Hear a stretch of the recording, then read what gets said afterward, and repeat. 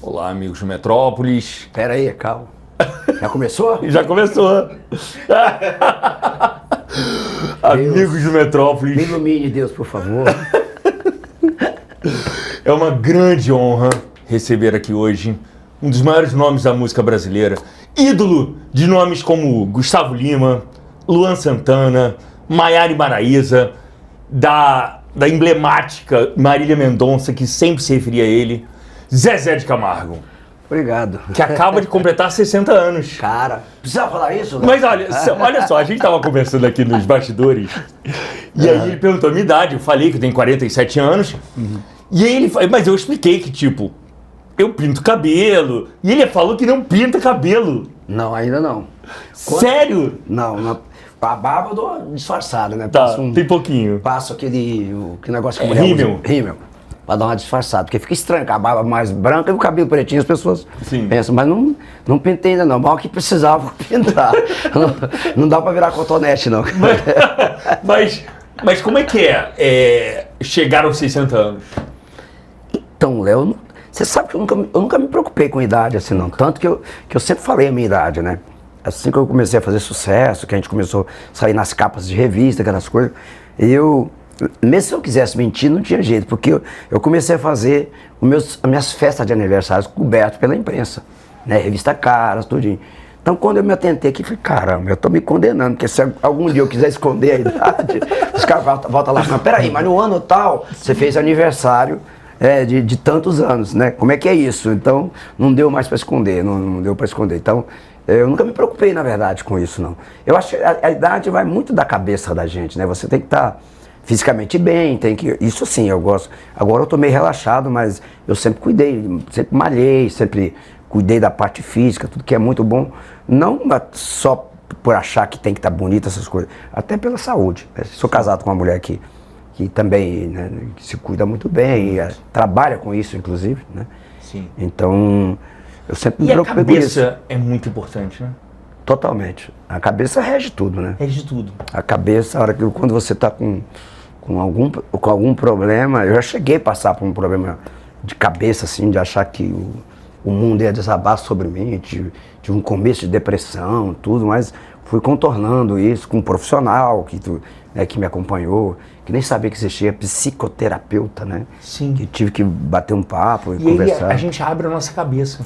Totalmente. A gente abre a nossa cabeça e fala assim, gente, que a gente tem uma antiga impressão de que quem procura esses profissionais são pessoas na extrema loucura, então na extrema crise, ou então no fim da vida. Eles te mostram um mundo que você não sabia que existia.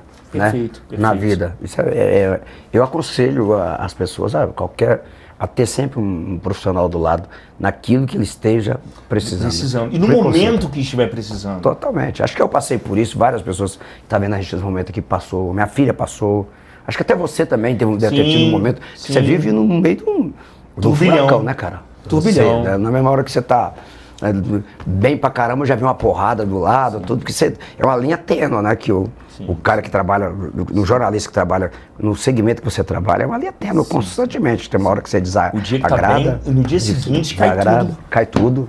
E hoje a gente tem o processo acusatório na cara da gente, né? Que é a rede social. A internet. O julgamento tá ali 24 horas por dia, né? Como é que você começou a lidar com a internet? Porque você teve um período que contestava publicamente, dava suas opiniões abertamente e sofria os ataques, obviamente. Total. É que, na verdade, cara, eu não vou falar nem inocência, que fica parecendo que eu tô querendo que as pessoas... me vitimando. Mas a gente, quando começa a fazer sucesso, você tem do lado de você, o tempo todo, as pessoas te abraçando, até eu vou usar como exemplo aqui o Chico Buarque, que quando ele estreou na rede social, ele comentou no outro dia, falou, caramba, eu achava que as pessoas só gostavam de mim, tem gente que não gosta de mim. E eu acho que eu tinha mais ou menos essa ideia, né? Porque você convive só com o lado benéfico da coisa, do sucesso. O aplauso. O aplauso, né? E todo mundo, você é isso, você é aquilo, você acostuma com aquilo, com aquela ideia. Aí quando você entra na rede social, é onde as pessoas têm você tem os canhões virados para você 24 horas por dia. Tem os que gostam e tem os que só por você existir já não simpatizam com você. E eu achava que isso... que também te ataca só para te chamar a atenção. Eu achava que Se tinham direito de falar para mim, eu tinha o direito de responder, né? Com o tempo eu fui vendo que isso virava contra mim, porque para a imprensa que estava acompanhando aquilo fora, não diretamente ali, para eles era mais importante mostrar o lado ruim daquela minha... Perfeito. Daquela minha... O negativo vende mais. O negativo, vende muito mais. Então eu queria mostrar aquilo. Zezé de Camargo briga com fã. Primeiro, se alguém entra na sua rede social para te provocar, para xingar você, não é seu fã. Perfeito. Né? Então não é fã. Então eu rebatia e eu comecei a ver que as pessoas só mostravam aquilo que eu rebatia.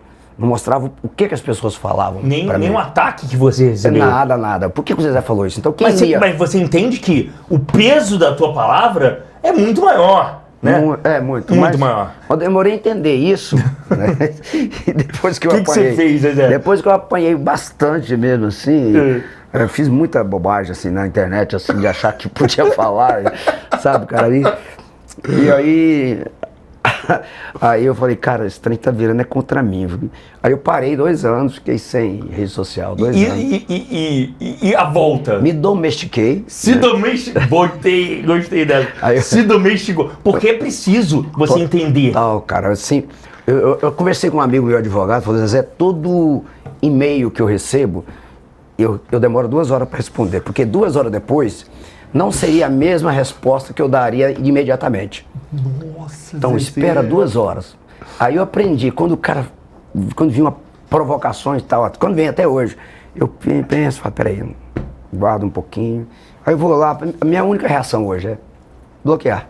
Só. É isso. Só. Não dou conta mais de bater boca naquilo. Não precisa se desgastar. Não dá. Não, é porque, sabe, outra coisa, eu bati a boca, tal, no outro dia tava no Léo Dias, ó o Léo Dias em mim, ó. Falei, já bastava isso aqui, tá o Léo Dias. Não, mas olha só, E eu peguei e fui ver o Léo Dias, eu tô falando aqui, gente, aqui tem um pessoal da produção dele trabalhando. Aí eu falei, eu vou te dar uma satisfação com o Léo Dias. Aí falei, pô, mas quando eu vi o tamanho do cara, eu falei, não dá. Não vai dar pra resolver isso na porrada. Puta merda. Mas é importante a gente frisar, porque esse encontro aqui demorou a sair, mas é importante a gente frisar que nós já vivemos momentos muito ruins da nossa relação, que foi superado. Claro. Muitas vezes, a última vez que a gente brigou foi em frente ao juiz, que eu pedi perdão a você. Foi. Não foi? Foi. Eu expliquei que a minha intenção não era aquela, e me comprometi ali em frente a um juiz a toda nota que eu for dar do Zezé, ligar antes pra ele. Claro, foi. E foi esse o acordo? Foi, totalmente. E ali a gente encerrou toda a história e isso se coloca até hoje. Recentemente, eu procurei, porque tinham chegado pra mim uma história tida como certa, de que você e o Luciano iriam se separar. Se separar não, dar um tempo na carreira. Dar um tempo na dupla Zezé de Camargo, até porque você tinha assumido outros compromissos com a Vanessa, outros projetos paralelos. Isso. E aí Zezé, eu juro por Deus, a informação é certo, eles vão se separar. E aí o Zezé mandou um áudio através da assessora dele, negando veementemente e pedindo, falou, cara, não tem sentido você dar isso se eu estou negando. E realmente, eu não dei. E eu queria que você falasse aqui sobre isso. Existe essa possibilidade de você e o Luciano darem um tempo na carreira? Não, no momento não. Eu acho que estrategicamente, falando de marketing, seria até interessante, né? Existem muitos artistas que fazem isso, que param um tempo. O que aconteceu, na verdade, comigo e o Luciano, mas o Luciano, a gente teve uma relação de irmãos muito forte. A gente foi criado assim. Né? Meu pai, quando a gente era criança, que o Luciano não participou disso, porque nós temos uma diferença de idade de 10 anos, mas os meus irmãos mais velhos, né, mais próximos de mim, meu pai colocava a gente para comer de uma bacia, cada um com um garfo na mão, para a gente aprender a comer juntos, para não ter a competição de um com o outro. Isso era uma maneira que meu pai tinha para unir a gente. E então a gente foi criado nesse sistema de irmão é irmão acima de qualquer coisa. Então, qualquer relação que eu tenho com a outra pessoa, até com a minha própria mulher, né? Eu sempre prezei isso, ó. Antes de você existir o meu irmão. Eu sempre preservei a relação de irmãos assim. Antes de existir uma outra pessoa na vida do Luciano, uma outra pessoa na minha vida, né, existia a minha relação. O laço sanguíneo para mim é mais forte do que tudo. Do que tudo, exatamente. E eu sempre preservei muito isso.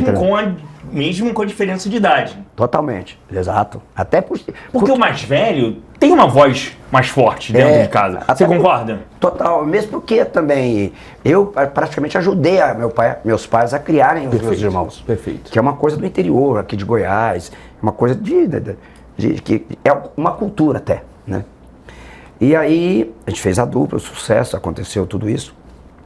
Chega um momento da carreira de um artista, você imagina um artista de 31 anos de sucesso, né? Cantando, convivendo ali 24 horas do dia praticamente, viajando, camarim, carro, avião, jatinho, enfim, aquelas coisas todas. Isso tudo você tem que... Eu sempre digo que eu mais o Luciano, a gente, dentre as duplas, talvez sejamos a dupla que menos teve divergências. Primeiro, o sangue fala mais alto. Você pode terminar de brigar com seu irmão, querer dar porrada nele, ele em você, mas a relação preserva. Mas não se imita na nossa briga. Exato. Não venha você... Não vem ninguém falar mal dele perto de mim que eu fico puto. Então a gente... E você não tem a mágoa, tem a briga ali, a raiva, você que pegou esse irmão, né? Mas a mágoa não fica.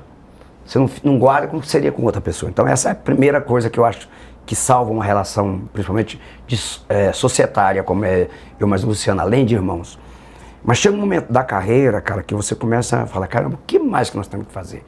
Então você vai olhar, nós fizemos isso? Fizemos. Gravamos tantos discos? Gravamos. Quantas músicas tem de sucesso? Mais de 100 músicas, que ficaram entre as 100 mais tocadas no Brasil. Aí você fala, vendemos quantos discos? Viajamos para fora. 28 milhões. 58 milhões. 58, perdão. 58 milhões. 58 milhões. De discos vendidos. 4 Grammys latinos. Então você começa a falar assim, vamos pra onde mais? A sua geração, desculpa te cortar, eu quero voltar daqui a pouco a falar do Luciano, tá?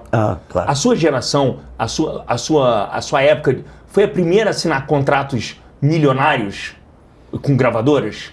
Eu acho que antes de nós, não tão quanto, porque a música sertaneja naquela época não era tão comercial, não era. Mas eu acho que antes de nós, assim, Roberto Carlos. Não, o Roberto, assim, sempre foi o supra-sumo de tudo, né? Então é um cara assim, o Roberto, eu sempre falo que o Roberto não entra na discussão, é como Pelé, não entra na disputa. Deixa lá, pronto, o Roberto para mim, em termos artístico no Brasil. Eu acho que o Leandro Leonardo, o Chitãozinho, Chororó, até o Milionários aí, mas principalmente o Leandro Leonardo, Chitãozinho e Chororó, foram realmente artistas que antes de nós estabeleceram uma valorização de patamar. Eles elevaram o patamar dos contratos. Para cantar em casa de show grandiosa, tipo Canecão, na época do sertanejo, só cantava em circo, essas coisas. Perfeito. Então quando as gravadoras a respeitarem a vendagem de discos, sabe? Valia quanto pesava realmente. Então acho que o Chitãozinho e Chororó... Qual foi o primeiro grande contrato que você assinou na vida?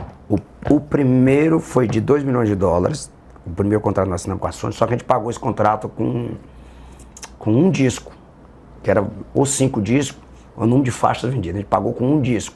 Foi assim, a gente vender 3 milhões de cópias. $2 milhões? $2 milhões. Aí o próximo já foi 8 milhões, assim, 2 anos depois. Tudo em dólar? Tudo em dólar. Aí o outro já foi 17 milhões e meio de dólares, assim, foi uma coisa... Então a gente chegou a fazer 2 contratos de $8 milhões, um de 17 milhões de dólares, um de 6 e um de $2 milhões. Não sei quanto que dá isso hoje, mas foi os contratos que a gente fez. Cara, não tem como pirar. Nós chegamos a fazer um contrato de dólar que era 3 milhões, era 3 mil e o dólar estava 3,8, né? Então um contrato de 17 milhões de dólares, não sei o que dá hoje. Gente. De 17 milhões e meio de dólares. Dá quase 60 milhões. 60 milhões de reais? É muito dinheiro.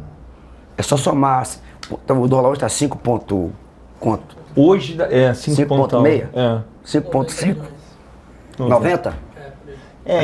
Isso quando nossa, é uma outra época. Gente, que loucura. Voltando a falar do Luciano.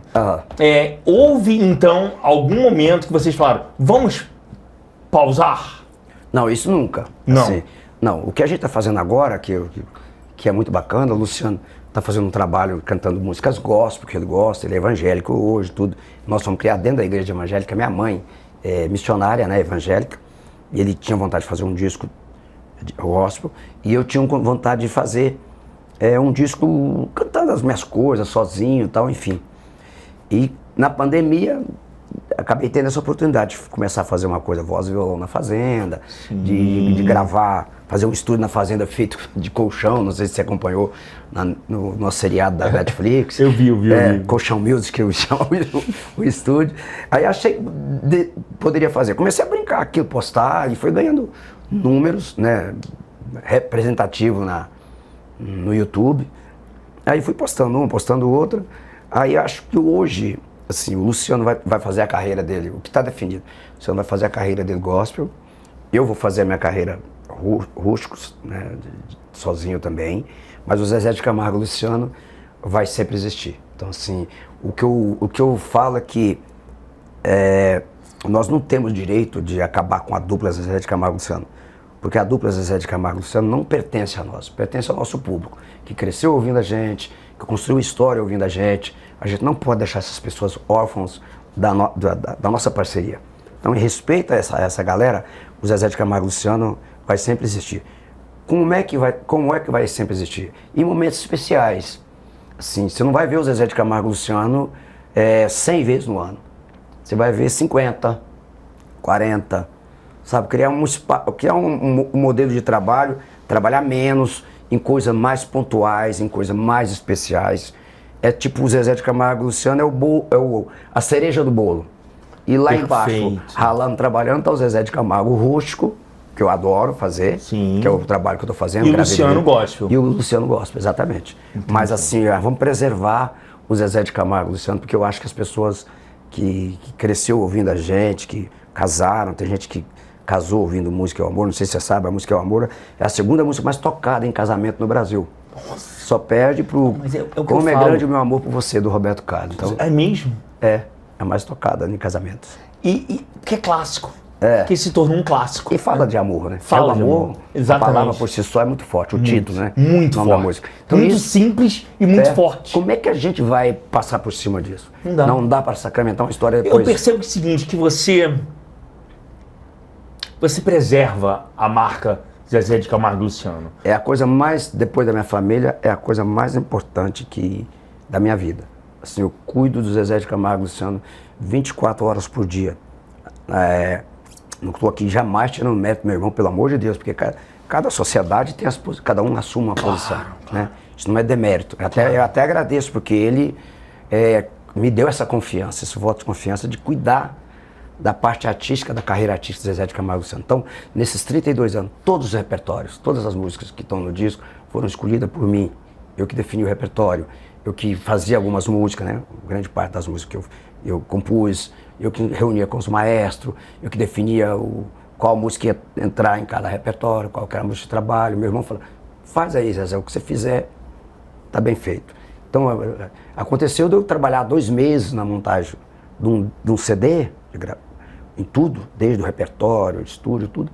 E o Luciano trabalhava 3, 4 dias. Ele ia lá pro Mas mesmo assim você sabe da importância dele. Claro, pô, senão não estaria do meu lado. Exatamente. Então, tanto que o Zezé de Camargo e Luciano, desde o primeiro dia que cantaram, mesmo eu trabalhando muito mais, tudo, não fiz isso por obrigado, fiz isso por prazer, né? Mesmo porque meu irmão, desde o primeiro trabalho, no início o pessoal pensava que eu ganhava mais, algumas coisas. Não, você ganha mais? Nunca. Sempre foi 50-50. Mentira! Juro, eu sei. Luciano, comigo, o primeiro show que apareceu, 50-50, 50-50, toda a vida. Caramba. Eu ganho mais um pouquinho pela composição, direito autoral. É outra coisa que não tem a ver com cachê. Patrocínio, cachê de show, toda a vida foi 50-50, eu, Luciano. Em todas as campanhas publicitárias? Tudo. Que vocês fazem muitas campanhas publicitárias. Muito. Acho justo. A dupla, independente do tanto que ele canta... E o quanto vocês se falam? Vocês são próximos ou não? Já fomos mais. Hoje a gente tem uma relação muito, não só comercial, né? Mas engraçado, cara.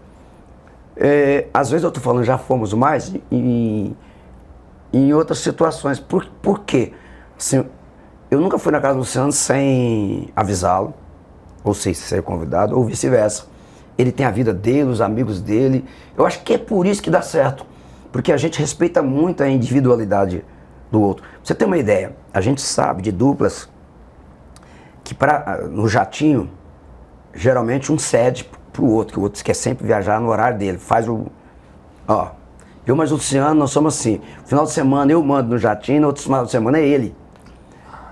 Pra gente não ter, pra um não invadir, um ser obrigado a fazer o que o outro quer. Entendi. Quando nós resolvemos fazer O horário é que Isso, por exemplo, já aconteceu de eu estar morrendo de medo, temporal, cair no mundo, terminou o show, Luciano, vou embora. Não, Luciano, vamos esperar amanhecer o dia. Não, eu vou embora agora. Era ele que mandava no jatinho. Falei, puta merda, ou eu vou amanhã de voo comercial, andar não sei quantos quilômetros de carro, vou ter que encarar essa chuva. Aí entrei no avião, já chega lá em cima, o avião tá desmanchando. Eu quero enforcar ele lá, porque... Ele não tem medo tanto, não. Ele não tem. Eu já acordei ele pra sofrer comigo. Ele tava dormindo, eu falei, acorda, filha da puta, acorda, você vai sofrer comigo agora. E eu morrendo, porque eu tenho pavor de avião. Pavor, cara, eu não consigo até hoje conformar com o avião. Eu fui pra Argentina agora esses dias, faltando uns 40 minutos pra chegar em Buenos Aires. Cara, parecia que o avião ia desmanchar. É mesmo? Ah, eu fico louco. Aí eu fico olhando pra janela e olho, e seguro na mão de alguém se estiver por perto. Agora, é interessante você falar que você não vai na casa dele sem avisar. É um respeito. Não, mas se eu for, não tem problema. Tudo mas bem. é uma questão de respeito. E outra coisa, mas você acha que a questão da religião influenciou ou não? Dele? Não, da distância, do distanciamento. Não, pô. Não, porque a gente foi criado dentro da igreja evangélica. Dentro do mundo cristão. Eu acho que o que influenciou foi isso, ele querer fazer um trabalho sozinho gospel e eu querer fazer um outro trabalho, né? Sim. Eu acho que isso não é o fim da dupla e eu acho que isso é benéfico para nós também. Perfeito. Porque, cara, não tem mais razão para fazermos 15 shows no mês, sabe? Não existe mais razão para isso. Eu acho que eu vou estar violentando a minha saúde, a minha idade, eu estou no momento de curtir, né, a minha vida, tudo. Tudo que você plantou. Tudo, cara. Não tem essa coisa mais de ficar com loucura, né? Eu já desci de avião, como eu já falei, eu tenho medo demais de avião. Léo, já desci várias vezes de avião, jurando que nunca mais eu entrava no avião. No outro dia... O problema para você é o transfer. Totalmente. É isso. Totalmente. Isso é. Tudo que... O show em si... O show é uma delícia. Quando você sobe no palco e começa a cantar, cara, você esquece de tudo. Mas até você chegar ali, né, você vir de um show pro outro, e viaja e não dorme, tem que levantar voo cedo. Quando você tá de voo comercial, então, aí você tem horário, né, porque senão você perde o voo, aquelas coisas todas. É terrível. As pessoas pensam que é uma vida boa. É nada, porque você não tem horário para nada. Não tem horário para comer, não tem horário para dormir, não tem horário... Você não manda em você. Mas eu acho que o sentimento de já ter escrito um legado, sabe?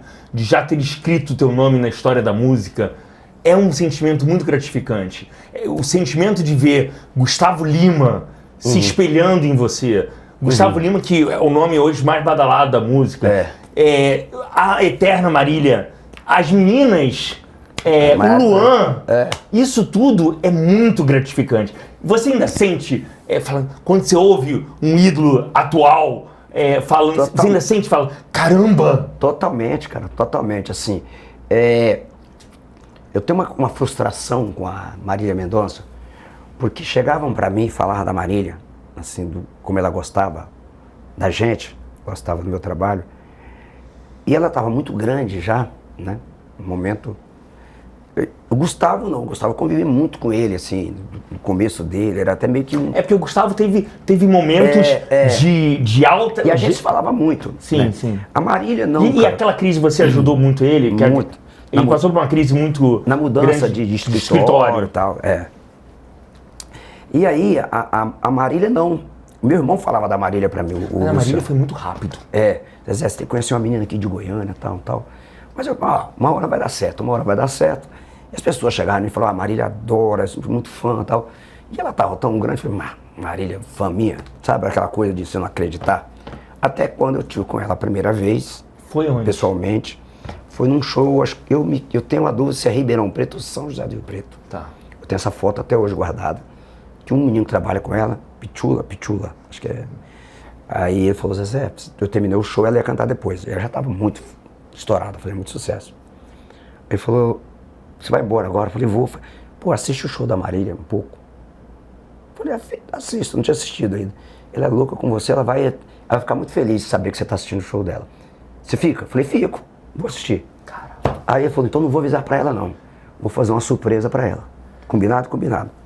Aí ela subiu no palco, começou a cantar, e eu subi no palco e fiquei ali no cantinho. Do lado ali do side ali, né? Uhum. E ela cantando. Foi uma cena assim, maravilhosa. Ela tava cantando, aí ela olhou. Quando ela me viu, ela parou, assim, ficou calada, pôs a mão assim, o microfone na mão, e a banda tocando. E o povo não entendeu, porque... As pessoas nem viram. Parou de cantar.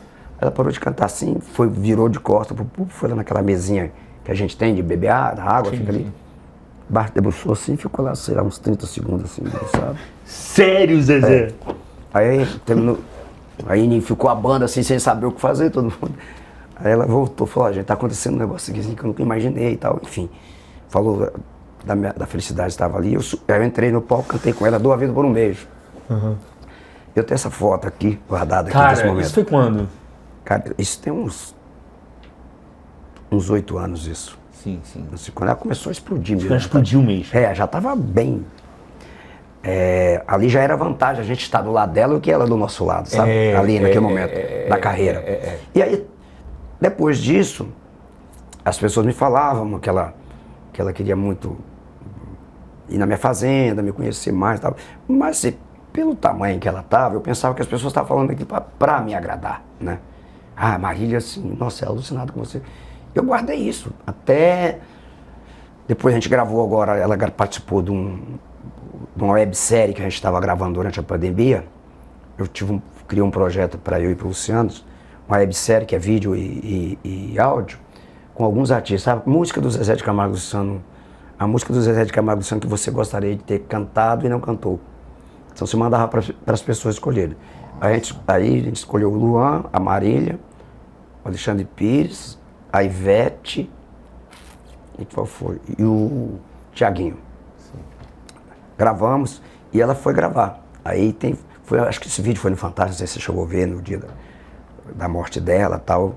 O vídeo está guardado, a música está guardada. Eu achei por bem não lançar, porque pelo momento... Exatamente. Eu não vou lançar para não... É isso. Porque nesse momento foi uma atitude muito pontual e muito bonita sua, de que você não quis lançar isso. Não, tá guardada a música. E você não vai lançar? Então, o compromisso que eu fiz comigo mesmo... Era dos direitos... De levar pra Ruth, que é a mãe dela, né? Pelo Leozinho.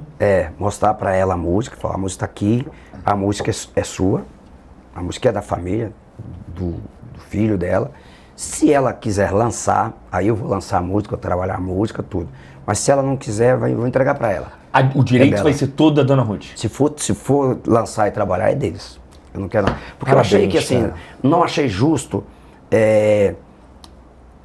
Era um sonho dela, da gente estar junto, a gente ter uma proximidade maior. A hora que a gente se aproximou, esse dia nós ficamos juntos no estúdio, ficamos até 4 horas no estúdio. Ela falou pra mim, deixa eu fazer uma foto com você do jeito que eu sempre imaginei quando eu ouvia suas músicas, que eu queria fazer com você. Eu falei, deixa. Ela pegou, deitou no meu ombro e fez cara de choro, ouvindo. A gente fez, tem tudo aqui. Então, o que deixou... Você tem todo esse material? Tem tudo guardado aqui no celular. Aí o que eu pensei comigo, falei, poxa, eu devia ter usufruído mais dessa amizade, usufruído no bom sentido. Sim. Né? Não usufruído... Não, de jeito nenhum. Mas usufruído, assim, como eu não acreditava que ela gostava da gente assim, sim. De mim é difícil a gente acreditar uma menina tão nova, né? E outra coisa, tão grande, né? Tão grande. Construir uma carreira tão rapidamente. Daquele tamanho. Daquele tamanho. Ela foi a mulher mais ouvida, né? Atualmente no Spotify. Até hoje, exatamente. E aí eu falei, poxa, eu não vejo no direito de lançar isso agora. Vou deixar isso, a poeira baixar, se a mãe dela decidir lançar, lança, se não... E você já teve oportunidade de falar com a Dona Ruth, não? Não, porque eu tô correndo demais, como eu gravei meu DVD sozinho, tava muito... Mas já o espaço está aberto. O espaço está aberto. Eu vou, assim que eu mixar a música, porque eu não mixei ainda, tá cru ainda, né? Tá. Assim que eu mixar a música, eu vou lá na Ruth, até já combinei já de ir lá visitá-la, tomar um café com ela e bater um papo. E eu tenho certeza que ela tem muita história para contar da Marília para mim, né? Dela adolescente, que a Maria meio que contou um pouco, ela de 14 anos, ela, a gente devia fazer show em Goiás, ela ia pro show escondido, atrás, pra ver a gente. Tenho certeza que a mãe tem muita história para contar. Muito. E aí, muito. aí eu quero assim, ouvir tudo, quero... E Dona Ruth é encantadora, cara. Eu quero guardar isso, cara, com muito... Essas coisas que aconteceram, principalmente da Marília, eu quero guardar isso com muito carinho, amor, sabe? Eu não quero uma vírgula de proveito disso. Mas além disso tudo... Poder isso- lembrar e falar, pô, foi bacana demais. A morte dela mexeu com você, eu digo do ponto de vista, de vários pontos de vista, de como a vida pode ser breve. Breve. Você tá entendendo? E outra coisa, ainda tem a questão do avião, né? Pra você, então... Eu quando vi a primeira imagem que chegou pra mim, eu estava exatamente numa reunião. Uma reunião de Skype. Quando chegou o Marcos Buarque, meu genro, que me ligou. Zé, o avião da Marília caiu. Aí eu rapidamente entrei na televisão, já estava a imagem. Quando eu vi o avião, eu falei, não aconteceu nada, porque o avião ficou intacto. Inteiro. Falei, não, graças a Deus. Falei, não aconteceu nada. Falei pro Marcos, não, Marcos, relaxa. Daqui a pouco chega a notícia bacana, que não foi um susto. O avião tá inteiro, poxa. Aí passou uma horinha mais ou menos, ele me ligou, falou, Zé, acho. Infelizmente, tem um contato que o Marcos não tem contato com O Wander. com o Wander, com o pessoal, né, que trabalhou aqui com eles um tempo. Sim. E aí, me pegou assim, muito de surpresa, cara, primeiro pela idade, né, 26 anos. Eu senti meio que, sabe aquela música como é que chama, gente? Aquele grupo de rock famoso. Titãs. Titãs. Epitáfio. Epitáfio. Queria ter, né, falado mais, queria ter... Abraçado mais, beijado mais. Cara, eu senti aquilo. Era sabe? aquilo, é aquilo. Caramba, como é que eu perdi essa oportunidade, sabe, de devolver esse carinho para ela. Falar, poxa, Maria, que bacana que você senti isso, né, verdadeiramente. Perfeito, não só perfeito. do palco, igual eu senti. Perfeito. Foi uma E a pena. gente vê como é breve, como tudo pode ser muito breve. Totalmente. Tudo, a gente tem que ficar muito atento. Vamos falar de outra questão? Bora. Sua voz. Muito falou-se, muito fala-se. Eu queria que você expusesse aqui exatamente se houve algum problema e como está hoje. Aliás, eu falei desse problema já algumas vezes, esclareci, né, o que aconteceu, o que é realmente, mas é assim, uma vez eu comentei com o Ronaldo sobre isso, Ronaldo Fenômeno. Ah, tá. Falei, Zezé, quando eu falei pra todo mundo que eu machuquei, todo mundo viu que eu machuquei o joelho, eu falei, eu com o joelho só, eu dei uma Copa do Mundo pro Brasil. E foi mesmo. E ele falou, cara, depois que eu machuquei uma vez, que tornou notório as pessoas, eu não podia mancar em campo. Era eu mancar, os caras, ih, aí ó, tá vendo? Acabou, tá bichado tudo. Ele falou assim, cara, a gente paga um preço muito grande, às vezes, por assumir alguma coisa. O Luciano falou assim pra mim, você nunca teve problema de voz, você vai ter a partir de agora, que você falou pras pessoas. Nossa, Se mas você- nossa, eu não pensei nisso. Se você fica calado, Zezé. eu até falo isso, eu conheço pelo menos uns 20 artistas que teve o mesmo problema que eu, que é cansaço de corda vocal, de excesso de uso, que fez cirurgia e ninguém sabe. Caladinho. E ninguém sabe. Caladinho. E pronto. Um sapatinho. E eu fui naquela coisa, é igual eu no Instagram, né? Achava que tudo que falava pra mim eu tinha que rebater. Então eu entrei muito nessa. Eu até brinco, quando eu fiz a cirurgia, que foi em 2010, naquele ano eu gravei um disco chamado Double Face, eu ganhei o Grammy Latino. Depois que eu fiz a cirurgia, eu falei, Cara, caramba, é isso. E aí, o que acontece? Expor situações É. que são breves É. e que são curáveis. E aí o que as pessoas, né, não entendem? E tem as pessoas maldosas, isso fala haters, não sei se é isso mesmo, que estão ali só mesmo pra Pra propagar o ódio. propagar o ódio. E aí você faz. Você é um ser humano, um dia você dorme, um dia você não dorme, um dia você descansa, um dia você não descansa, um dia você está 100%. Né? É físico, né? Claro. Igual um jogador de bola, tem dia que ele erra um pênalti, tem dia que ele faz 2 gols. Sim. Né? E tem dia que ele... E outro, um jogador de bola com 20 anos, ele não precisa nem aquecer para entrar em campo. E ele já com 30, ele já tem que aquecer. Sim. As coisas vão mudando, né? Você não tem a mesma idade. Então, você exigir de uma pessoa a mesma performance assim, que ele tinha quando ele tinha 20 e poucos anos, 30, é até covardia, né? Mas, enfim. E hoje é assim, é um policiamento total. Eu tô cantando lá não sei aonde, na feira, tem alguém filmando, porque hoje os negócios celular. Da internet. E aí você canta 30 músicas, você canta 29 sem nenhum problema. E tem uma que, ao vivo, não tem jeito, tem uma que passa na trave e sai, o cara posta aquilo e vira um meme. Vira uma verdade, parece que o show inteiro foi aquilo. Esses dias postaram um vídeo meu, eu cantando Você Vai Ver, primo de Zezé fala que ele tem que parar de cantar. Primo, que primo é esse, sabe? Aí virou nesses... Aí no início eu começava, eu sofria muito com isso. E agora Sofria? Eu tô vendo. Muito, muito, muito. É uma pressão psicológica em cima de você. Hoje você se blinda mais em relação ao que você vai ler, em relação ao que você vai absorver, em relação ao que você vai consumir na internet, que cite seu nome. Eu até leio. Eu leio tudo, não tem problema não. Lê tudo? Leio, mas eu aprendi a saber que aquela pessoa que está ali, ela é muito menos importante para mim do que, vou citar, do que o povo que estava no meu show lá Perfeito. lá no Rio Bonito. Perfeito. Um frio danado, tinha 20 mil pessoas assistindo. 20 mil pessoas saíram de casa, se arrumaram, compraram ingresso e ficaram lá. Uma senhorinha com uma criancinha no braço assistindo meu show. Perfeito. Sabe, eu arrumei uma cadeira para sentar. E o cara que vê lá, a hora que eu dou um agudo, o cara faz assim pra mim, o cara leva a tatuagem no braço que ele fez pra mim, sabe, homem, fazer assim. Aí eu comecei a entender. Aí você tem que pensar em se importar com aquelas... Total. Com aquelas 20 mil pessoas. Com a opinião daquelas 20 mil pessoas que foram ali e gostaram do seu trabalho e te aplaudiram. E as pessoas, nós tivemos agora no Rio de Janeiro, sexta-feira passada, o show 80, a festa com Chitãozinho e Chororó. Lotado, estava esgotado um mês antes. Aqui falei, aquele povo foi lá assistiu, viu? Eu cantei 2 horas lá, sabe? E as pessoas lá assistindo o show durante 20 dias. Vamos falar dos projetos. Quantos projetos você tem? 80 anos a festa, junto com o Chitãozinho e Chororó. Tem o Histórias, com o Leonardo, Bruno e Marrone, Chitãozinho e Chororó, além do Rústico. São esses os projetos. E o Zezé de Camargo e Luciano, né? Que não deixa de existir. E tem Zezé de Camargo e Luciano. Não, e tem um projeto que está startado, eu mais a minha filha, mas isso. Que a gente deu um tempo com ela, porque a Vanessa deu uma mudada geral na vida dela, né? Então ela mudou inclusive de equipe, de empresário, tudo. Ela tá... Porque ela era do Boaz. Na verdade o Boaz cuidava assim...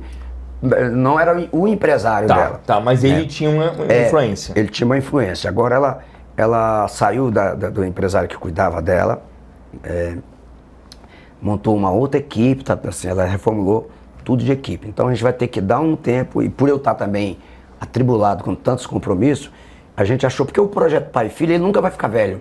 Não. Eu sou o pai, ela é a filha. E isso não muda, nunca vai mudar. E a gente não fez um disco para ser sucesso, tocar no rádio. Fez um disco para registrar aquele momento nosso. Então, se eu sair com ela no projeto daqui 5 anos, tá valendo, porque eu vou cantar minhas músicas de sucesso e ela vai cantar as músicas dela. Deixa eu entender, vamos entender e falar especificamente sobre isso. Vocês fizeram uma série da Netflix. Isso. Na época ela era casada.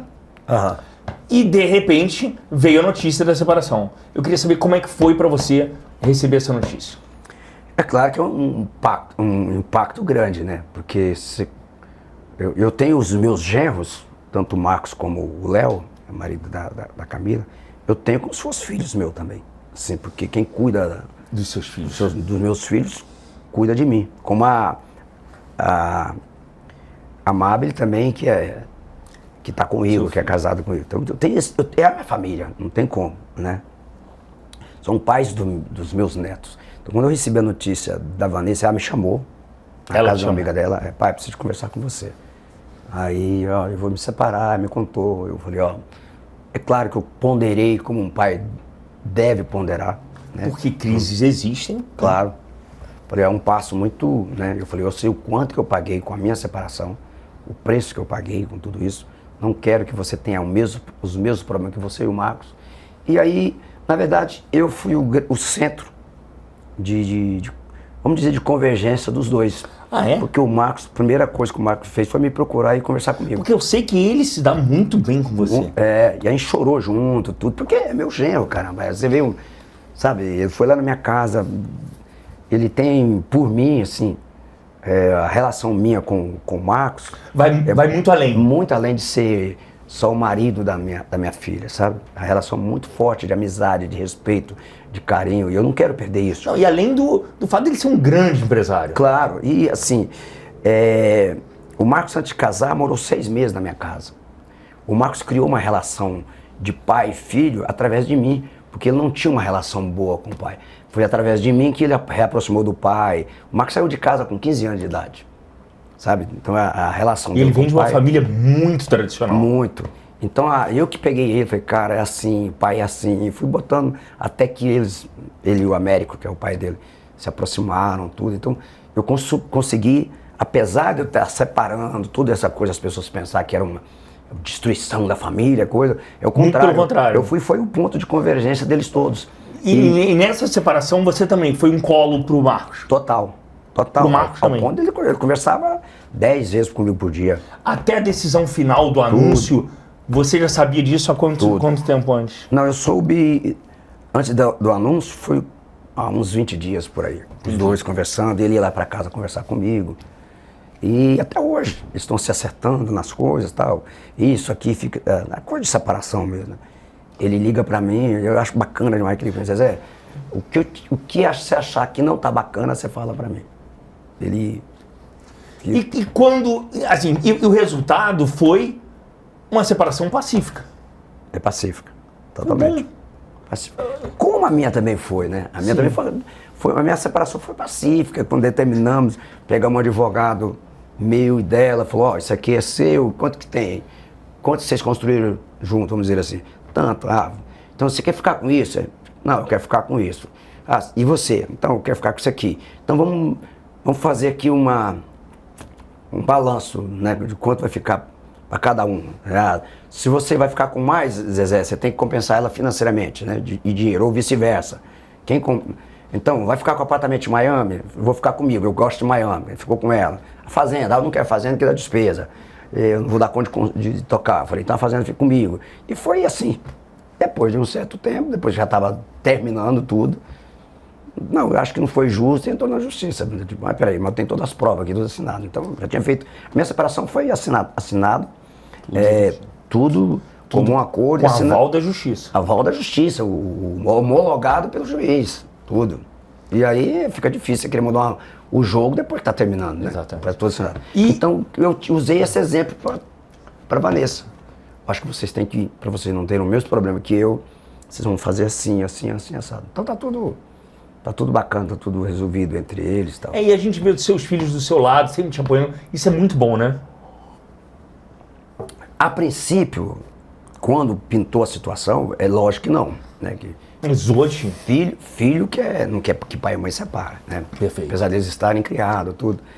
E eu meio que, né, fiquei meio que um vilão na história, que as pessoas... Eu nunca quis expor para as pessoas realmente como é que era tudo isso. Eu achei que a separação por si só já era uma trauma para os meus filhos, perfeito, já era uma exposição muito grande. Eu prolongar aquilo e começar a rebater tudo aquilo que saía, falei, só vou espichar a história, né? Então eu me retraí, deixei as coisas aí se acomodando tudo.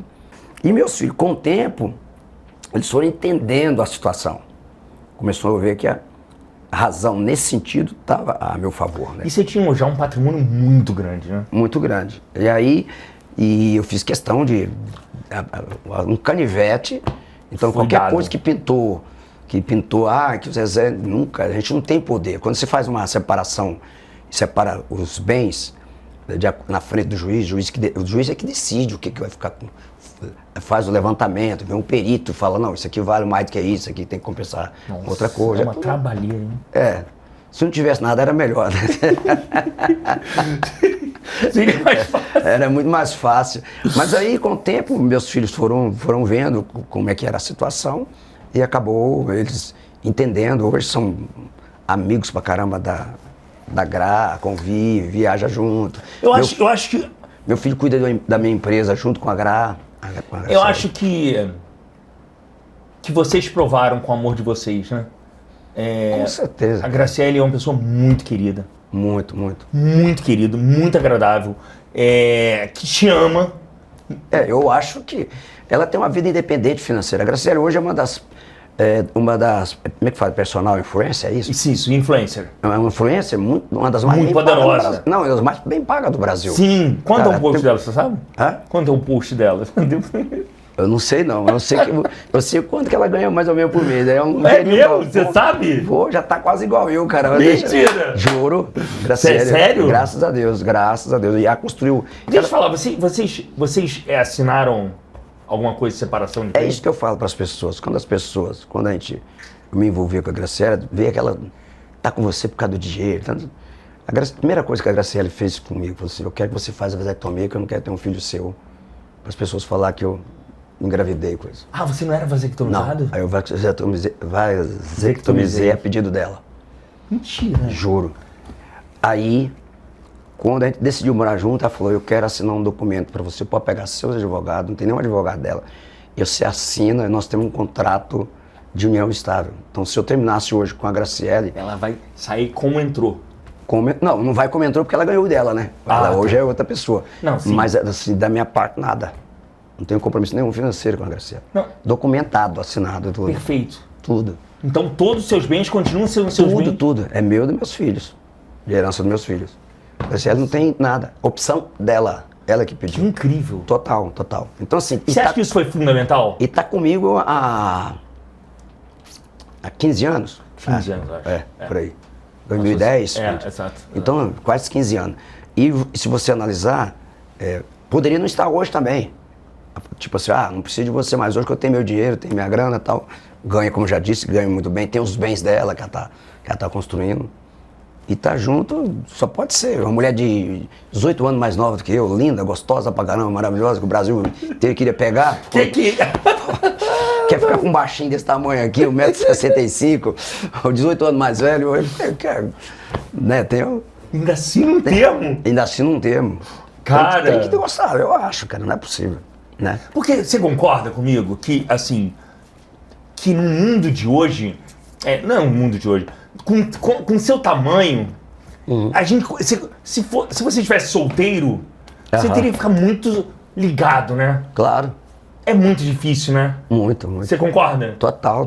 Porque assim, você vai questionar a todo momento. Cara, assim, ela será que tá comigo por isso? É. Porque eu sou o Zezé, porque eu tenho esse patrimônio, porque você questiona. Totalmente. Eu, no início que eu comecei a relacionar com ela, eu não vou contar o santo, mas não vou contar o milagre. Mas eu fiz vários testes para ter certeza. Que tipo de teste? Me conta. Não pode contar o teste? Conta um teste aí. Você sabe o que uma cantora me conta? Você não é bom investigador? Você vai descobrir. Pega pra gente. Deixa eu te contar uma coisa. Um cantor me falou uma vez que ele fazia teste com a namorada, que ele botava gente mais famosa que ele perto dela. Pra ver como era que ela ia reagir, sabe? Ele falou assim, botou um cara mais famoso, mais rico, mais gostoso, só pra ver como é que ela vai reagir. E aí ele testava isso, o comportamento da pessoa em relação a outros famosos. E isso é muito pontual, né? Claro. Porque esses testes são necessários. Total. Você não concorda? Não, a Grana, na verdade, ela nunca demonstrou assim, entusiasmo de... fulano de tal. A não ser a Xuxa. Mas não tem problema, né? A Xuxa... Ela é louca. A Xuxa, ela, a primeira vez que ela viu, tremeu, tudo. É a única que ela, assim... é alucinada, né? Xuxa e Ivete. Ivete também. Ela, inclusive, ela se dá muito bem com a Ivete, volta e meia se falam. Então. Mas só essas duas artistas. Ela, assim, que ela perdeu o rebolado. Perde quando vê, né? Ela adora a Xuxa. Aí, mas as outras coisas, não. Mas, vamos lá. Aí você fez a vasectomia, só que agora vocês querem um filho, de fato. Nós estamos tentando, porque como eu sou vasectomizado, eu fiquei 10 anos, 12 anos, né? Que eu sou vasectomizado. O meu processo é diferente. Você tem que fazer pulsão, né? Que é enfiar uma agulha. Nossa. Mas e puxar, e trazer os bichinhos e fecundar com o óvulo da mulher, né? E aquilo vira um embrião. E aí eles colocam aquilo e aí, já na fez? mulher. Fizemos 3 tentativas, não deu certo. Porque a gente está colocando um só. Estão aconselhando a gente a colocar mais. Um por um. Colocar mais. Que podem vir gêmeos às vezes. Mas esse ele está com medo. Então, mas é um processo mais difícil do que o processo natural, né? Então, às vezes é demorado, depende do punhado de coisa, tudo. Mas eu acho que a gente vai conseguir, a gente tá... Já raspou na tábua umas 2 vezes já. Raspou na tábua. Ser pai novamente vai ser uma nova história escrita, né? Porque ser pai agora, em outro momento da tua vida, com mais tempo talvez, então, pra curtir essa infância. Verdade. Mas o que eu penso, Léo, assim, eu já vou lá atrás novamente, no caso da Graciela. Eu falei pra você, eu não tenho necessidade nenhuma de ser pai, eu já tenho 3 filhos, né? Já sou avô, inclusive, não tenho necessidade nenhuma. Mas eu entendo o lado da mulher, toda mulher tem um sonho de ter filho, né? A princípio, quando a gente começou a estar junto, tudo, ela falou, ó, eu quero estar com você. A gente estando junto, para mim, ela não tinha sonho de ter filho. Com o tempo, Graciela, pensa no amanhã. Eu sou 18 anos mais velho que você, a gente não sabe o dia de amanhã. Você imagina você ficar sozinha aí, não tem ninguém, um exemplo, né? Que mãe pode não estar mais. Perfeito. Irmãos não é parceiro na hora que precisa, né? Às vezes. E aí, você vai ter essa frustração na vida. Que eu fui fazendo a cabeça dela, até que ela topou fazer e congelar os óvulos, né? Para ter, perfeito. Que ela já está com 41 anos. Perfeito. Né? A Graciela, daqui a um tempo ela não é mais fértil. Sim. Né? Então tem que... Aí eu que, na verdade, convenci ela a ser mãe, porque ela não queria. Ela falou, não, eu quero estar com você e tal. Aí foi indo, falou, pensa direito, daqui a um tempo, eu tenho 18 anos a mais que você, eu não estou mais aqui, um exemplo. Aí você vai, quem você vai se apoiar? Aí foi quando ela aceitou de tentar ter um filho. E agora sim, agora está apaixonada para ter um filho. Aí agora já virou totalmente. Mas ela falou, eu quero muito depois que a nossa vida estiver totalmente organizada, seus filhos já tiver aceitado a nossa relação, as coisas, essas fofocas sobre a gente tiver diminuída, pra gente ter um filho pleno, né, no momento pleno da vida da gente, sem gente contestando, sem nenhuma.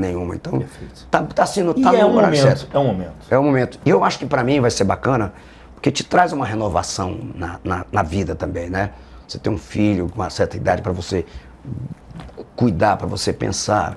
Neto é maravilhoso, mas você não tá toda hora com o neto. Perfeito. Tá. E eu falo que neto é bom porque você fica com ele no momento da alegria. Ó, que começar a dar um problema, você entrega pra mãe e pro pai. Exatamente. Na hora H, você entrega. Não, toma que o filho é teu. Literalmente. Vamos voltar a falar de Vanessa? Vamos lá. E ela com o Dado? Você ficou surpreso?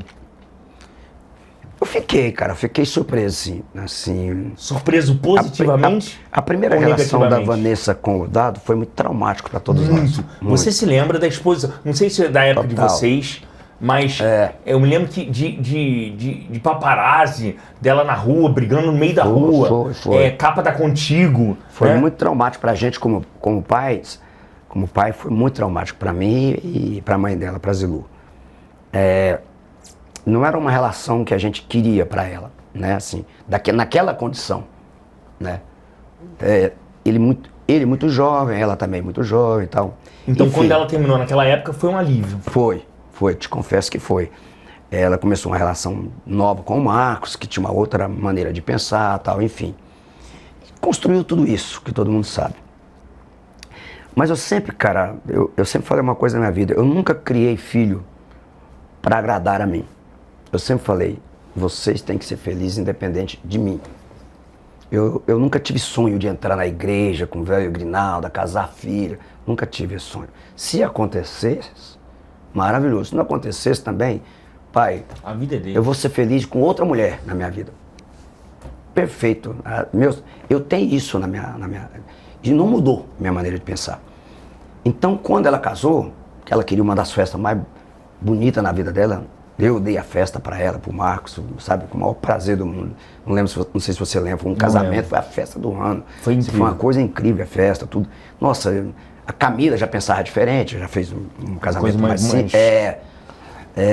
Enfim, esses momentos eu guardei e guardo com muito carinho e acho que é importante, não deixou de ter a importância que teve para mim, né? O Marcos como genro não deixou de ser meu genro, de ser o pai dos meus netos. Mas quem tem que decidir isso é ela.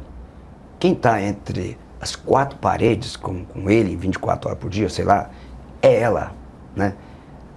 É ela que tem as conversas com ele, que eu nunca vou ter conhecimento, acesso. Eu tenho que respeitar isso, a escolha dela.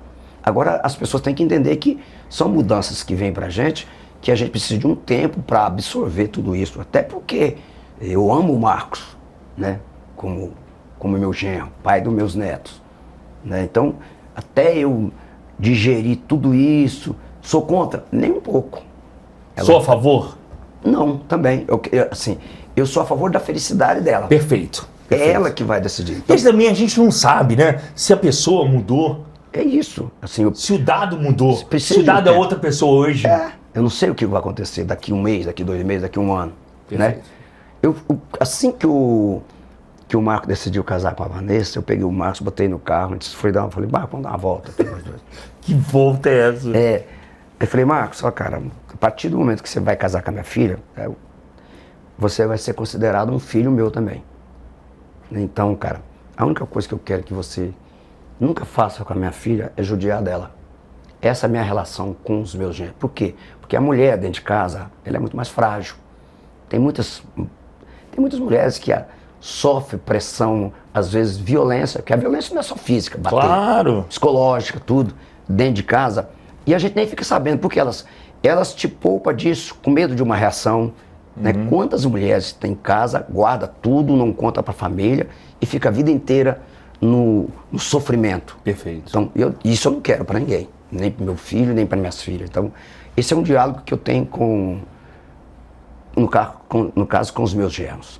Então, eu tenho que ter muita certeza que aquela pessoa está fazendo bem para minhas filhas, ou para minha filha, né? No caso dela. Então, eu preciso desse tempo, eu preciso absorver isso e ter essa certeza. E se chegar um momento, se ela quiser oficializar essa união com o dado, você vai ter essa conversa. Claro. Chamar o dado para Mas ele sabe que a minha postura sempre foi essa com relação, sabe?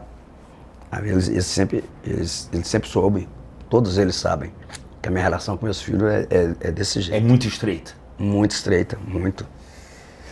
É isso. Vamos falar de uma questão, não sei se você quer entrar. Você se envolveu politicamente de uma maneira muito forte. Incisiva. Você subiu no palanque do ex-presidente Luiz Inácio Lula da Silva e defendeu Totalmente. Defendeu o PT de uma maneira muito assídua. E eu acho que a música, o jingle era seu? Não o jingle, mas a música de campanha, tema da campanha, que é Meu País, era uma música Você escreveu? minha. Você escreveu e cantou, a voz era sua? Nós gravamos. Na verdade, essa música era do meu repertório, né? Eu tinha gravado essa música. Eu tenho algumas músicas de cunho social. Meu País, Garoto de Rua, Bandido com Razão, Quem é Ele? São músicas que eu fiz fora do contexto romântico para mostrar um lado mais social, mais politizado do Zezé de Camargo como cidadão, né? E na época eu assumi esse papel porque a gente já vinha de alguns governos que para mim deixava muito a desejar em termos de realizações, né? Perfeito. E eu falei, por que não agora dar uma virada na chave para a gente sentir? Por que não dar uma oportunidade do outro lado, que era um governo mais à esquerda, né? Esquerda do Brasil. Você ganhou quanto para fazer esse jingle? Essa música, 0. Você não ganhou? Você não cobrou? Não. Você entregou a música sua? A música foi de graça. Eu ganhei nos shows, porque tá. na época podia fazer os shows mistos. A justiça permitia. Permitia. Então a gente fazia o show misto. A gente fez, na época acho que a gente fez 45 shows, na campanha toda, da primeira campanha do Mas Lula. entregar uma música sua é muito dinheiro também. Porque eu tinha feito ela... Porque você acreditou mesmo. O propósito da música Meu País, que a letra dela fala, aqui não falta chuva, aqui não falta nada. A terra faz brotar qualquer... Aqui não falta chuva, aqui não falta sol, aqui não falta chuva. A terra faz brotar qualquer semente, se as mãos de Deus protegem, molham o nosso chão, porque será que está faltando pão? Se a natureza nunca reclamou da gente, do corte, do machado, da foice, do fogo ardente, se nessa terra tudo o que se planta dá, o que há, meu país? O que há? Tem alguém levando lucro, tem alguém colhendo frutos, sem saber o que é plantar. Essa música eu fiz para mostrar um contexto a diferença do povo social. Brasileiro. Porque um país com essa dimensão territorial, um país que tem um clima tropical, E tudo que se planta dá, aqui dá. Por quê? Porque nós temos um clima diferente no Nordeste que é propício para um tipo de coisa. No Sul, diferente. No Centro-Oeste, também diferente. Então o Brasil em si é um país de clima tropical de praticamente quase tudo formado de cerrados e de terra plana, agricultável. Como é que tem gente que passa fome nesse país? Quando eu fiz essa música, foi exatamente imbuído dessa história, né? Que eu apoiei totalmente. Mas a política, ela muda de acordo com a posição que cada um tem, né? Eu falo que ser oposição no Brasil é a coisa mais fácil do mundo. Você não tem que justificar nada, você só pode falar mal do que o outro está fazendo. Você só pode achar defeito. Então, ser oposição é muito fácil, né? Tá lá no servindo de vidraça não é fácil, porque você tem que corresponder a tudo aquilo que as pessoas esperam de você. E, infelizmente, as informações políticas que chegam no povo brasileiro, elas não são tão esclarecedoras, porque as pessoas não sabem, muita gente não sabe o papel do legislativo, né, do executivo, e o papel do judiciário. O papel do executivo, que são os governadores, os prefeitos, e o presidente, é um. O legislativo, que são os vereadores, deputados estaduais, deputado federal, o senador, é outro. Ao mesmo tempo que você tem um presidente lá em cima, mas ele não consegue governar se ele não tiver a base aqui no parlamento. Então a pessoa pensa, vou votar no fulano que a minha vida vai mudar. Calma, para mudar aqui precisa ceder em muitas coisas aqui. Então a política é muito complexa no Brasil. Eu sempre falo que a gente vive num sistema presidencialismo, mas que no fundo é um parlamentarismo disfarçado. Sim. Porque tudo que o presidente quer... presidente não é absoluta. Não é a solução. E não é absoluta. Precisa do Congresso, da aprovação do Congresso. Né? Então, o presidente consegue governar por medida provisória, mas que dura só 3 meses. Sim. Se o Congresso não votar aquilo, fazer virar lei, volta ao que era atrás. Né? A lei que era atrás. Então, até que ponto o poder do presidente é supremo? Não é. Né? Então, isso tudo me levou a estar imbuído de uma coisa que ia mudar no país. Qual era o seu grau de proximidade com o Lula? O que eu quisesse. Você recebia você recebia ele em casa? Ele foi na minha casa, eu fui no palácio, fez almoço pro meu pai, em homenagem ao meu pai, tudo. Você participou do filme dele? O filme dele, a gente cantou uma música, Meu Primeiro Amor, nós cantamos. Então era muito próximo. Muito próximo, tudo, política. As pessoas falam assim, Zezé, você gosta de política? Eu falo, eu amo política. Eu vejo política 24 horas por dia. Todos os canais que falam de política, cientista político. Mentira, tudo, sério? 100% eu durmo escutando política. Agora, então me diga, hoje não há elo nenhuma ligação sua com o PT? Não é assim... Não é ojeriza, não é nada. É questão de eu achar que durante o governo eles não fizeram o que devia ser feito para o país, por vários motivos. Né? Então, não vale a pena entrar em detalhes aqui, mas eu não acho que, como na campanha do Aécio, eu apoiei porque eu já queria uma mudança, né? E o Aécio, infelizmente, não foi eleito e depois teve aqueles escândalos lá que eu também não tenho aqui o poder de saber se realmente aquilo foi politicagem, né? Então não sei. Mas eu acho assim que o Brasil passa por um momento muito especial. Ou a gente encara o Brasil e muda totalmente o conceito político, tipo, vamos votar em pessoas que não foram eleitas ainda, sabe? Formar um congresso novo, né? Tirar aquele cara que está lá há 50 anos lá, que já tem vários envolvimentos para trás, acho que pegar uma galera nova que chega lá e falar, eu não tenho rabo preso com ninguém. E você vai votar, você como gosta de política, você vai votar nessas eleições. Tem que haver uma reforma política no Brasil. Perfeito. Como é que você tem um país que tem 32 partidos políticos, cara? Perfeito. Sabe, aqui a gente tem que ter no máximo 3 partidos, um de esquerda, um de centro e um de direita, para você saber o que os Estados Unidos tem 2, pra você saber o que o cara pensa, qual que é a plataforma do cara.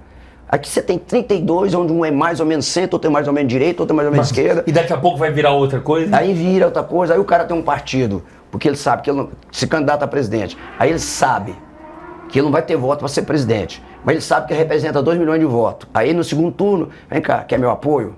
Dá um dinheirinho aí que eu vou passar meus 2 milhões de... É assim que funciona no Brasil a política. Por isso que tem esse tanto de partido. Sabe? Por isso que todo mundo é dono de partido.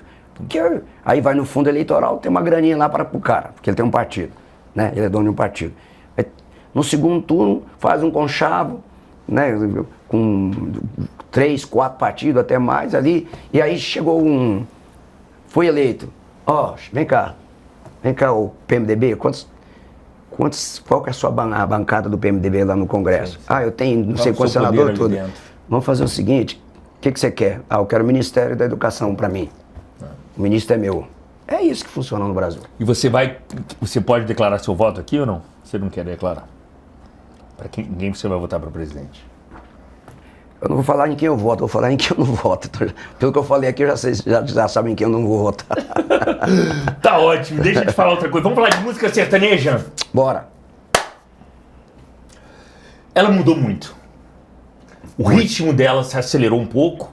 Até as frases são mais rápidas. Uhum. E os temas também mudaram muito. Uhum. Hoje a música sertaneja canta o que está na moda, né? Uhum. Eu quero saber a sua opinião sobre isso.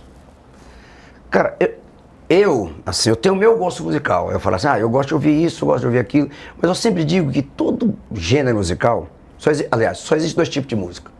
A música boa e a música ruim. Só existe 2 tipos. Por exemplo, no sertanejo, não é porque é sertanejo que é tudo bom. Não é. Né? Até eu me incluo nisso, né? Tem gente que achou, desculpa, falar uma palavrão, tem gente que achou uma merda, vai fazer o quê? Claro, tem que haver, né? Esse contraponto. Não é porque é sertanejo que é maravilhoso, não é porque é funk, que eu não escuto funk, não é que eu não gosto, eu não escuto, não tem essa cultura. Uma vez o Nelson Motta falou um negócio pra mim, nós tivemos uma entreveira uma vez, através da imprensa. Nelson Motta é um grande jornalista, especializado em crítico música. De música. Compositor também. Sim, escritor. E nós tivemos um embate ferrenho através do Globo, depois da Folha de São Paulo. Eu batendo de lá, eu batendo de cá. Aí ele chegou em mim um dia e nós encontramos. Tipo eu e o Léo Dias, sabe? Vamos resolver essa parada nossa aqui. E ele foi super gentil comigo, a gente um com o outro, e aí acabamos... Ele falou, Zé, não é que eu acho a música sertaneja ruim e acho que a sua música é pior do que a música que eu gosto. Porque ele foi criado na Zona Sul do Rio de Janeiro, MPB. Ipanema, Leblon. Tudo. Eu falei, aqui eu não acostumei. Eu não conheço a música de vocês, a sertaneja. Eu não fui criado. Que se eu fui analisar também, tem muitas coisas no Rio de Janeiro, de música no Rio de Janeiro. Não é que eu não gosto, é que eu não conheço, eu não tinha oportunidade. Eu fui criado aqui, no sertão de Goiás, ouvindo um radinho de pilha, escutando dupla sertaneja. Poxa. Tião Carreiro e Pardinho, Pedro Bento da Estrada, Cascatinha, Ana. Essa é a minha formação musical, né? Então eu passei a entender como é que isso funcionava. Funciona na cabeça do cara. Na cabeça dele, sim, né? Que é o mesmo jeito que eu penso também, não tenho... Eu sempre digo, sucesso não se discute, respeita. Você está fazendo sucesso por algum motivo. Muitas vezes que você não sabe quais motivos. Muitas vezes você fala, como isso fez sucesso? Mas não importa, alguém gostou. Alguém gostou. Muitos alguéms gostaram. Então, eu respeito demais e tenho... convivo muito bem com toda essa geração nova. Muitos deles quando me vê, falam, poxa, eu não acredito. Só tem uma coisa que eles me chamam que eu detesto, porque pra mim quando fala isso, parece que você tá lá no fim da linha ou já morreu. O quê? A lenda. Então não chame Zezé de Camargo de lenda. Não, esse cara é uma lenda da música. Remete antigo. Remete a museu. Ou a morte, né? Aliás, vem cá, você tem medo de morrer? Não, além do medo do avião. Como é que você lida com a morte? Não, a morte eu não tenho medo de eu morrer. Eu tenho medo de pessoas que eu amo morrer. Assim, já sofri demais. Que foi a primeira, 2 pessoas próximas de mim, né? Que eu perdi, que foi meu irmão primeiro. Mas eu era muito jovem, eu tinha 12 anos. Então não tinha muito discernimento de vida. E agora eu perdi meu pai, recentemente tem 1 ano e pouco. Né? Foi um baque muito grande. Meu pai? Eu quase morri, você tá louco. Assim, a minha relação com meu pai é uma coisa muito... Meus pais, né? Sim, mas a questão do seu pai é que ele passou por um momento muito grande de luta pela vida, né? Foi. E nem isso amenizou a sua dor. Não, porque é engraçado, assim. Teve um momento que eu falei, caramba, eu não tô fazendo bem pro meu pai, nós não estamos fazendo. Falei pros meus irmãos, né? Como assim? Porque a gente tava prolongando a vida dele a qualquer custo. Teve um momento que eu falei, poxa, será que a gente tá fazendo bem? Porque É muito sofrimento, cara. Eu não desejo isso pra ninguém. Assim, como um pai já é um sofrimento muito grande, você imagina um filho. Né? Eu fico imaginando uma pessoa passar pelo que eu passei com meu pai, sendo um filho. Sei. Tá? E você questiona, será que ele quer mesmo? Tem um momento assim que eu duvidava se a gente estava fazendo bem pra ele. É mesmo, De tanto, é muito sofrimento. Até uma hora que, do jeito que ele estava, tadinho, não tinha mais lugar para aplicar coisa nele, tudo machucado, tudo, sabe? E a doença, ela é irreversível, né? Que é efisema pulmonar. Então não é uma doença que regride, né? Que você está lá insistindo e sabe que corre o risco dele, né? Tem esperança dele recuperar. Não. É uma doença que você sabe, não, isso aqui é como você ver uma velinha, eu que falava do meu pai, é como você acender uma vela e ver a chama dela cada dia diminuindo. É como você viu meu pai. E para superar isso, Zé? Cara, foi assim. Eu fiquei muito triste, sofri muito com a perda do meu pai. Até hoje eu não consigo ver um vídeo do meu pai na internet. Não. Estou aqui vendo, passando no Instagram. Se passa alguma coisa. Quando vem uma coisa dele, eu passo, pulo, para não ver. E assim, eu não estou preparado. O que me conforta, Léo, é que eu sei que o que eu pude fazer pelo meu pai em vida, eu fiz, sabe? Então, meu pai sabe que eu fui um cara que correspondia ao amor dele, em todos os sentidos, sabe? Durante a pandemia, eu sempre falo que eu não posso falar isso, pode parecer soberba da minha parte, ou ao mesmo tempo que eu esteja olhando para o próprio umbigo. Eu falo que a pandemia conseguiu trazer coisas boas para mim. Porque com a pandemia, eu fui para a fazenda, me isolei lá, levei o meu pai para lá. Então, nos últimos 4 meses de vida do meu pai, eu era o último cara que conversava com ele todo dia antes de dormir, porque ele tinha uma hora para dormir. Ele tomava o remedinho dele para dormir, aí eu tinha que sentar na cama, do lado dele no quarto, eu montei uma home care para ele na fazenda, né? Levei um enfermeiro para lá, andava com ele na fazenda, levava ele para pescar, na cadeira de roda, e ele todo dia, quando dava 10 horas da noite, eu sabia que ele ia dormir, eu sentava na cama lá e começava, ele tomava remedinho e eu conversava com ele. Então, toda vez que meu pai fechava os olhos para dormir, a última conversa que ele tinha era comigo. E no outro dia de manhã era a mesma coisa. Então, eu tive esse privilégio de viver com meu pai os últimos meses de vida dele. E de ao mesmo tempo dar toda a alegria que meu pai poderia viver, fui eu que proporcionei, que foi ele ir para a fazenda, que é o sonho, o que eu mais gostava, pescar, né? Ficar ouvindo, eu levava artistas para cantar para ele, música que ele gosta, sertaneja, né? Que ele gostava de ouvir o Tião Carreiro e Pardinha, aquela turma antiga, que ele foi quem ele ouvia quando ele era criança. Então eu tive o que me confortou, você perguntou o que me confortou, foi isso, foi ter a certeza de que ele fechou os olhos falando, pô, esse cara valeu a pena eu investir nele, sabe? Não pelo sucesso, pelo dinheiro, e sim pelo momento ali. Pelo amor, e pela dedicação. Total. Que você poderia colocar um enfermeiro, uma enfermeira, para fazer aquele papel ali. Eu dei banho no meu pai, cara. Várias vezes. Tem uma história que eu vou brincar aqui com você, depois se você quiser. Não vai ser cortado. Quiser editar, pode até editar, porque ele tava um dia, eu fui dar banho nele, né? Aí peguei a mangueirinha jogando água nele. Aí meu pai gostava muito de brincar. E ele era espirituoso demais. Aí eu peguei e joguei água nos documentos dele. Falei, ei, pai, você tem muita história para contar, hein? Fez famoso. Aí ele falava, naquela parte aí ele tinha que lavar, né? Aí tinha um enfermeiro cuidando dele também, era eu e o enfermeiro. Ele sentado na cadeirinha de banho, aquela cadeira. Aí ele falou assim pro enfermeiro, ô Bruno, como é que chama aquela enfermeira que cuidava de mim assim? Ele falou o nome da minha. Ah, fulana. Aí ele lavando assim, falou, mas ela tinha um cuidado com esse meu saco. Eu achei bom demais aquilo. Ele pensar naquilo, né? Olha, nossa senhora. Então assim, meu pai era isso, cara. Espirituoso, assim. No casamento da Vanessa, a passagem do meu pai, o filme estava fazendo muito sucesso. Aí o Abílio Diniz estava no casamento, né? Abílio Diniz, um dos grandes empresários do Brasil. Aí o Abílio chegou em mim e falou assim, Zezé, cadê seu pai? Seu Francisco, queria conhecer ele. Fiquei muito fã dele do filme e tal. Eu fui procurar meu pai na festa. A festa tinha 800 convidados. Achei meu pai lá no fundo conversando com segurança e com os garçons. Com a gravata já embaixo.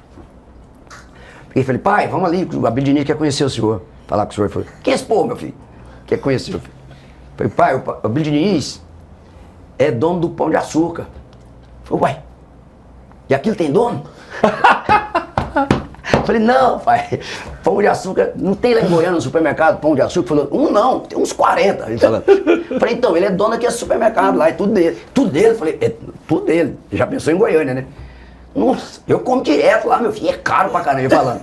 Aí levei, falei, então ele é o dono. Ah, então esse povo tem dinheiro, hein, meu filho? Aí foi lá conversar com o Abílio. O Abílio grandão, né? Todo cuidado, meu pai pequenininho. Não sei se você conheceu meu pai pessoalmente, pequenininho e tal. Meu pai chegou assim, já deu um tapa nas costas. Ei, acabou. Se você me devolvesse 10% do dinheiro que eu já gastei no seu supermercado, eu tava rico. Ele era isso, cara. Eu achei bom ele falar Pão de Açúcar, ele pensou o Pão de Açúcar. O morro. O Pão de Açúcar. Olha, meu filho, aquilo tem dono. E são momentos que ficam. Total. É isso que fica, né? É isso. Quando a gente foi indicado ao Grammy, ao Oscar, pra ir lá pra lá, sim. Eu cheguei nele e falei, pai, e ele tem pavor de avião, também não gosta. Ele falou, meu filho, o frio anda dentro de avião. Você entrou naquela desgrama que você já tem. Ele tinha pavor de quando ia pra São Paulo. Falei, pai, talvez você vai ter que ir lá conosco, lá em Los Angeles. Ele falou, é longe? Falei, dá umas 16 horas daqui lá. Ele falou, de avião? Falei, é. Ele falou, Deus me livre. Não entra nem, meu filho. Daqui pra São Paulo eu já não quero ir. Aí expliquei, falei, não, pai, mas talvez nosso filme vai ser indicado pelo Oscar. No Brasil já passou, agora é lá. Vai ser indicado pelo Oscar. Ele falou, quem é isso, Oscar? Falei, Oscar, pai. Pra fazer a gente andar dessa distância pra ir ver ele. Falei, não, pai, é o prêmio. É o prêmio da TV, pai. Da TV do cinema, pai. Que a gente tá indicado, é importante o senhor ir. Tá bom, é importante pra vocês? Ele falava isso. É importante pra vocês? É, pra nós, é muito importante. Então eu vou. Mas era assim, meu pai era... Cara, que incrível isso. Ele não tinha noção do tamanho dele, que ele representava no Brasil, né, que se tornou um símbolo de pai no Brasil. Ele era... O filme era basicamente a relação dele com você. O filme é essa relação. Totalmente. Dois filhos de Francisco é a relação pai e filho, exatamente. Então, resumindo aquela pergunta que você fez no início, cara, isso tudo me ajudou a superar, porque eu consegui dar em vida pro meu pai, talvez coisas que eu nem imaginava, assim. E a pandemia que permitiu também isso, né? Esse momento que você não tinha compromisso algum, não podia sair de casa, e você pôde ter esse contato de 4 meses diários com ele. Curti demais ele, cara. Era você, Graciele, lá na fazenda? Isso, com ele, minha mãe, lá. Sua mãe também? Que eu levei pra lá por causa da pandemia. Por causa da pandemia. Pegar, né? Pra ficar isolado. Sim. Ainda mais a fragilidade. Ele tava muito debilitado. Então, cara, foram momentos assim que... não tem jeito de sair do coração, né? Da memória. Daí é uma imagem que vai comigo pro resto da vida, assim. É isso! Grande entrevista. Puta que pariu, posso falar uma palavra? Passei... Incólume, como é que fala? É isso, incólume. Cara, eu só tenho a agradecer. Imagina, um prazer, eu acho que essa entrevista foi para celebrar os 60 anos. Obrigado, cara. Celebrar essa história emblemática. Amém. Eu acho que não só Gustavo, não só Marília, não só Maiara e Maraísa, não só Luan, eu também quero reverenciar a sua história e tudo que você fez e faz pela música brasileira. Amém, obrigado. E pelo seu posicionamento de vida. Eu acho que a gente pode ver aqui um pouco do verdadeiro Zezé. Isso. Que é isso que a gente queria mostrar. Claro, obrigado. Eu agradeço o espaço e fico muito feliz de poder falar com você. Quero que você despeça-se do público. Agradecer a galera que teve a tolerância de aguentar a nossa conversa aqui durante esse tempo todo. Dizer que é sempre um prazer, tenho o maior respeito por você como profissional. Eu sempre brinco, né? É brinquedo que eu cheguei aqui e falei com o seu empresário, falei, pô, você me devolver 50% do que ele já fez eu perder, brincadeira, não tem nada disso não. E respeito muito o trabalho das pessoas, principalmente o seu, e é bacana conhecer também esse outro lado seu, que a gente que eu não tive a oportunidade de conhecer antes, e agora, de um certo tempo para cá, a gente conhece e, cara, continua na estrada, continua construindo essa imagem boa das pessoas que merecem. É disso que a gente precisa de construir um país maravilhoso, porque eu sempre falo, o Brasil para mim, do jeito que ele está, já basta, mas tem meus filhos, tem os meus netos, e a gente tem que pensar muito nisso, naquilo que a gente vai deixar para as pessoas, né, e para as próximas gerações. É para marcar a nossa geração como uma geração que fez a diferença para um Brasil muito melhor, para um povo muito melhor. Não adianta nada ter um Rolex no braço e não poder andar na rua.